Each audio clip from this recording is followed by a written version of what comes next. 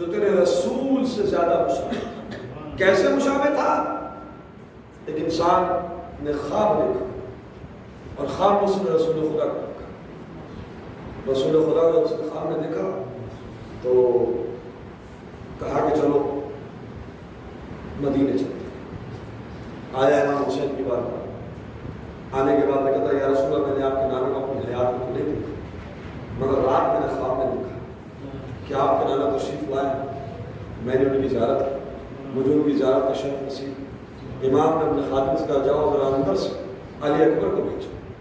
اب جو علی اکبر آئے ہیں اس نے جو دیکھا تھا ایک مرتبہ کھڑا ہوا اور کھڑا ہونے کے بعد میں کہتا السلام علیکم یا رسول اللہ. شباب اب یہ ساری باتیں ہیں. اب اس کے آگے کے جو فطرے ہیں ان پہ غور کرنا ہے. اشبہ الناس برسول خلقا خلقت کے اعتبار سے خلقت میں بالکل حسن جمال خوبصورتی وہی ہے جو پیغمبر. اچھا اتنا خوبصورت بنایا اس میں جناب علی اکبر کا کمال نہیں ہے اس لیے کہ پروردگار نے بنایا. کمال جناب علی اکبر کا نہیں ہے مگر کمال یہ ہے کہ اتنا خوبصورت رسول سا بیٹا بنا کے جب دیا تو حسین. آپ سمجھے میں حسین سے ہوں حسین مجھ سے. ایک مرتبہ اللہ نے شاید کہ کہا کہ اے میرے نبی تو نے میرے حسین کو بچپن میں پالا ہے اگر میں تیری شبیہ کو حسین کی آغوش میں نہ پلوا دوں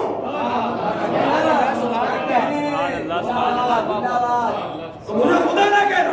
لہذا خلق کے اعتبار سے اس میں کمال نہیں.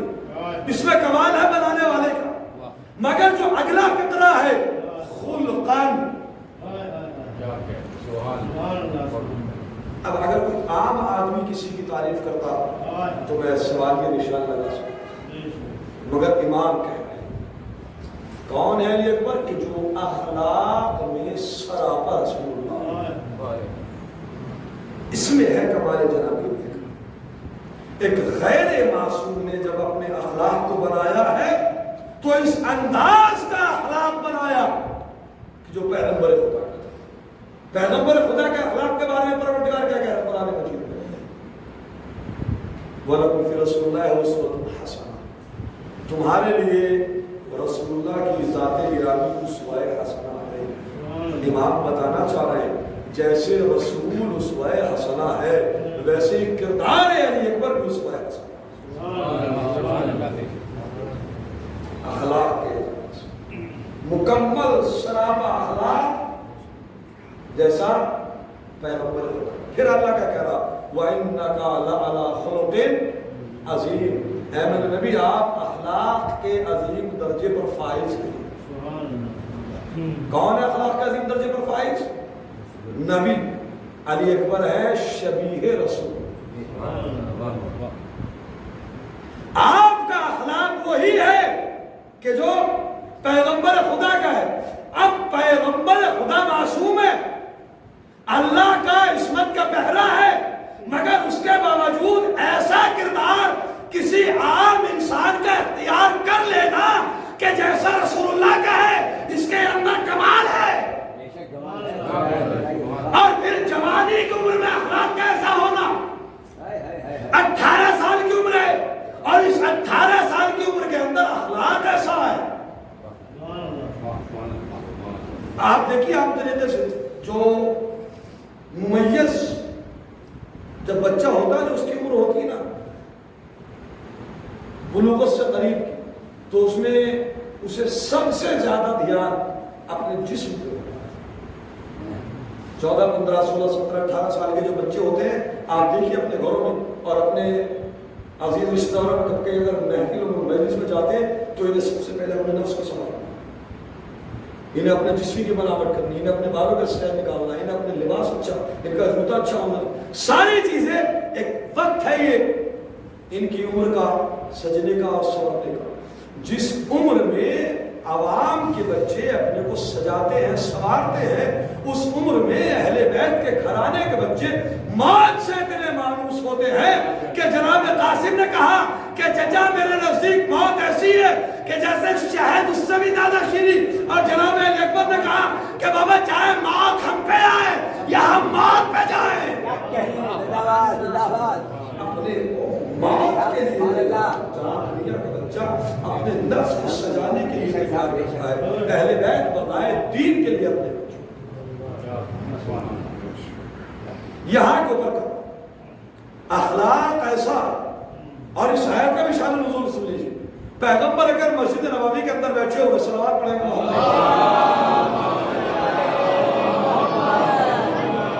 اور قرآن مجید کی تلاوت.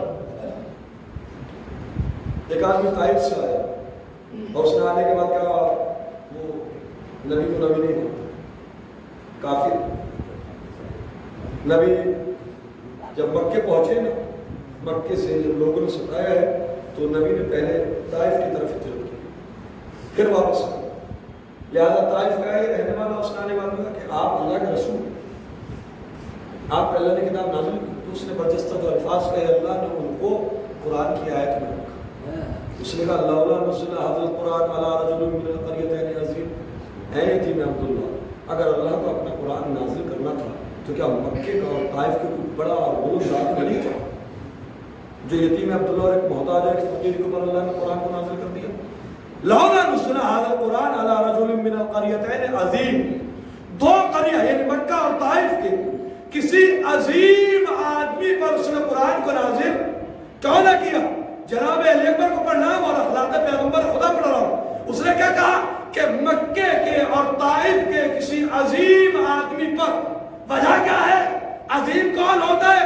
کہا یہ تو غریب ہے جس کے پاس دولت ہوتی، جس کے پاس ثروت ہوتی، جس کے پاس افراد ہوتے، اس پہ نازل کرتا. یہ تو یتیم ہے، یہ فقیر ہے، اس کے پاس دولت نہیں ہے، کچھ نہیں ہے. ایک مرتبہ اللہ نے کہا خاموش ہو جاؤ، تمہاری نگاہ میں عظیم وہ ہے کہ جس کے پاس دولت ہے، مگر میں گواہی دے رہا ہوں اپنے قرآن میں انک لعلی خلق عظیم. اے میرے نبی آپ بھی عظیم ہیں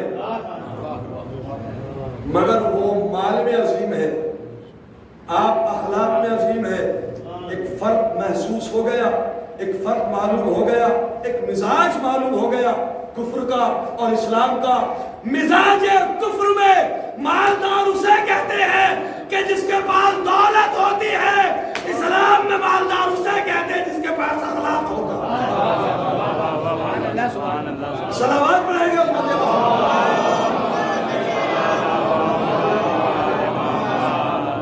اگر اخلاق ہے تو آپ صاحب کردار ہیں، عظیم ہیں. دولت سے عظیم خلق و خلق اخلاق میں آپ ایسے کہ جیسے نبی. گواہی کون کس کی ہے؟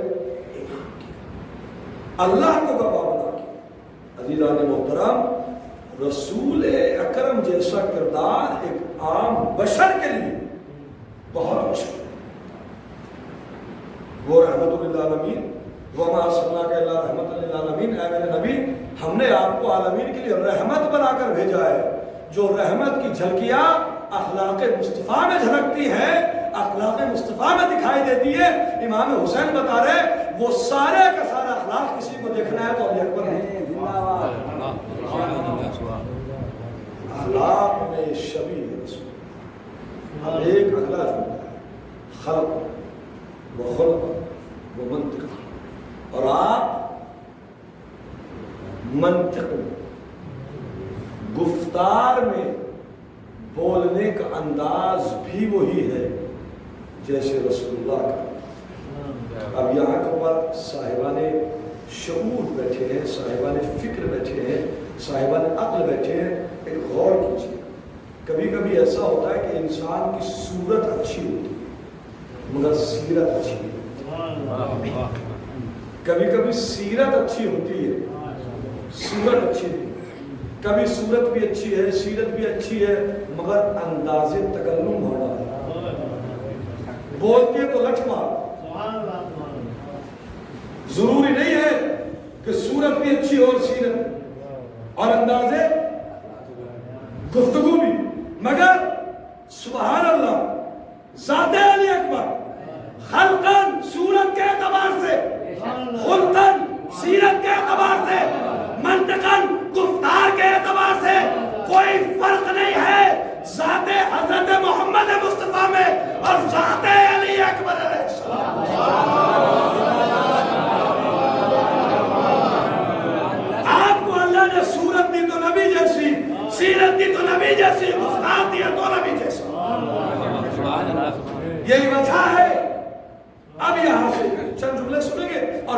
مکمل ہو جائے گی. اسی لیے آیت اللہ سید علی نقل صاحب کا جملہ ہے کہ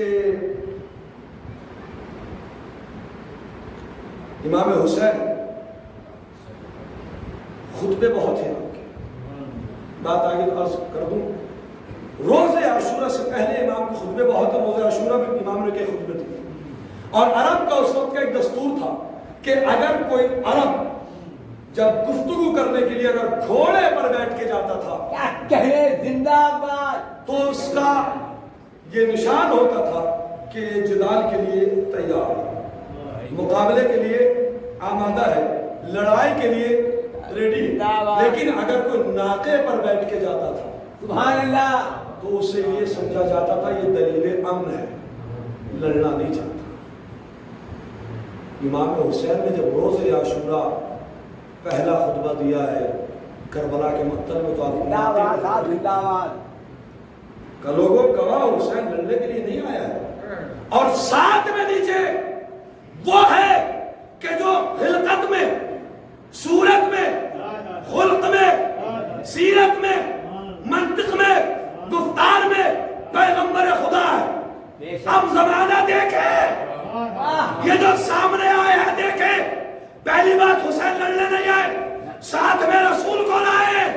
اب جو رسول کو دیکھ کے مقابلے پر آ جائے سمجھ لینا اسلام جھوٹا ہے.